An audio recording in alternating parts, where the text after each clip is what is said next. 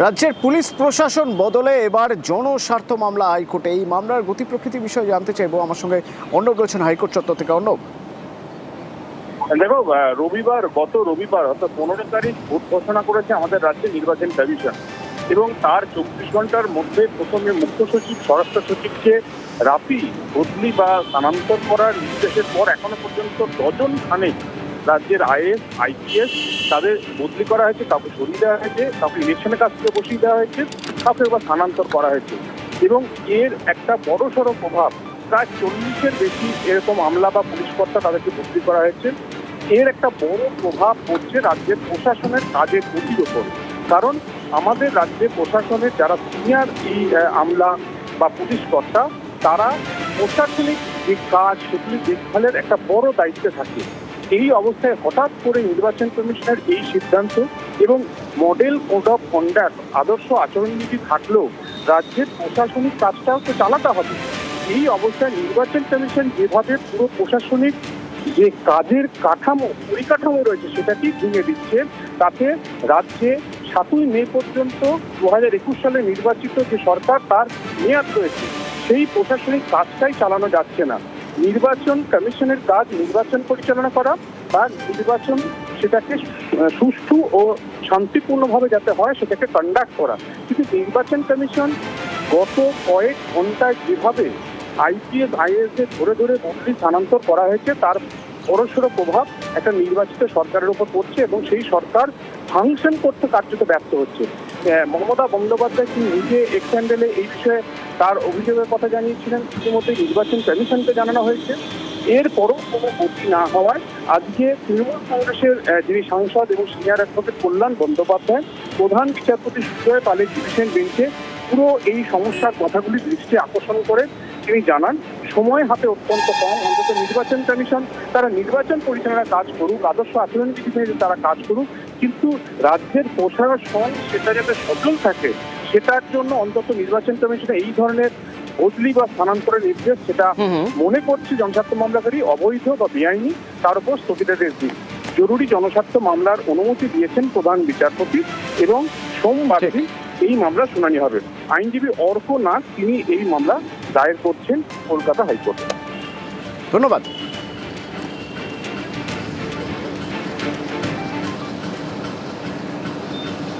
ওদিকে যুদ্ধ পরিস্থিতি আরও মহার্ঘ হলো অটো এলপিজি। সব মিলিয়ে যদি দেখা যায় তাহলে এক সপ্তাহের মধ্যে 13 টাকা বেড়ে গেল অটো এলপিজির দাম। এর আগে 5 টাকা বেড়েছিল, এক সপ্তাহ হয়নি, তার মধ্যে এবার দেখা গেল আরও 8 টাকা বেড়ে গেল। তাহলে সব মিলিয়ে 70 টাকা 60 পয়সা 68 পয়সা হচ্ছে এখন অটো এলপিজির দাম। এক সপ্তাহের ব্যবধানে 13 টাকা বাড়লো। কিন্তু এই যে দাম বেড়েছে তারপরেও অটোর এলপিজি কি মিলছে? 10 দিনের মধ্যে 13 টাকা দাম তো বাড়লো না। অভিযোগ উঠছে দাম বেড়েছে ঠিকই, কিন্তু অটো এলপিজি মিলছে না, লম্বা লাইনে দাঁড়িয়ে থেকেও মিলছে না। বিশ্বজিৎ রয়েছে আমার সঙ্গে সরাসরি। বিশ্বজিৎ, ঠিক কোথায় কোথায় এরকম অভিযোগ আসছে? এই যে অভিযোগ উঠছে যে অটো এলপিজি মিলছে না, এর কারণ কি?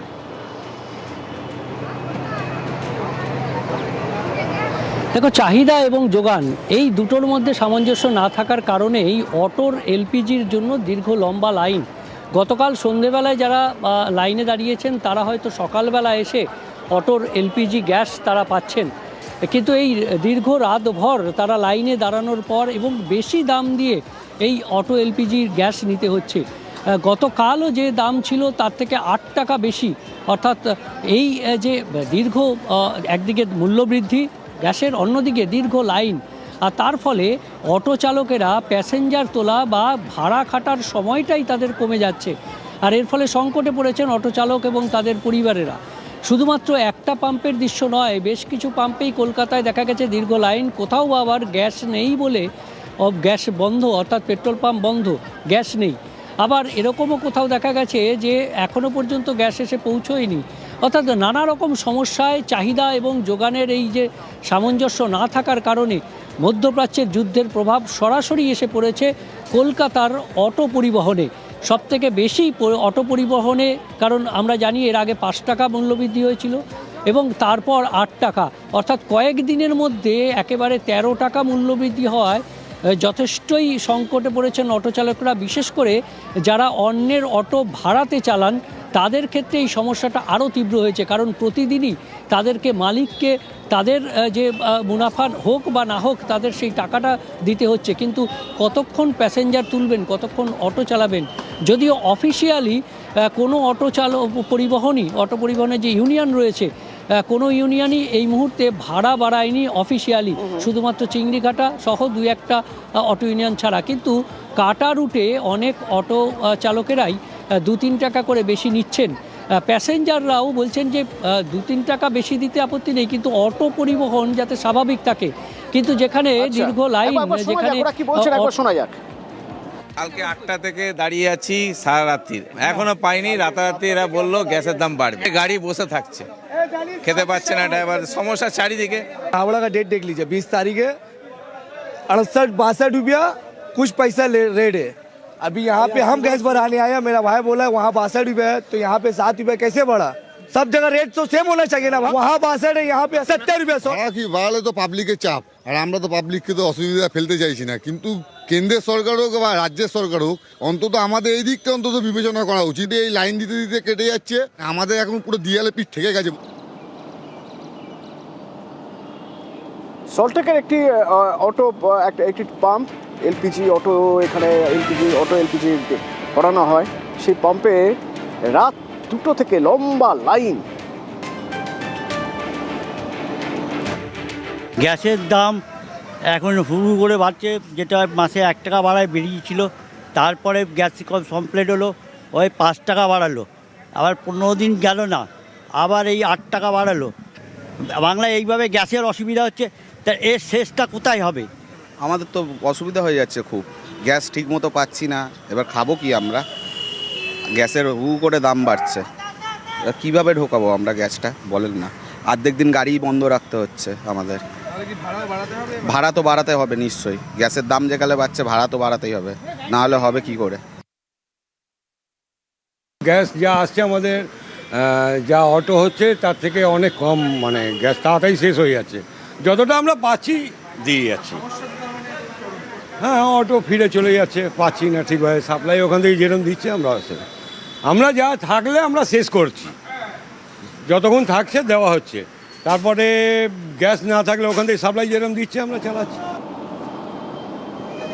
খুব স্বাভাবিকভাবে এই যা পরিস্থিতি, অর্থাৎ 10 দিনের মধ্যে যদি 13 টাকায় অটো এলপিজির দাম বেড়ে যায়, তা নিয়ে বিরোধীরা তো বিধবেই। তৃণমূল বিধছে কেন্দ্রের বিজেপি সরকারকে। পাল্টা দিলীপ ঘোষের বক্তব্য আবার, যুদ্ধ হলে এভাবেই দাম বাড়ে।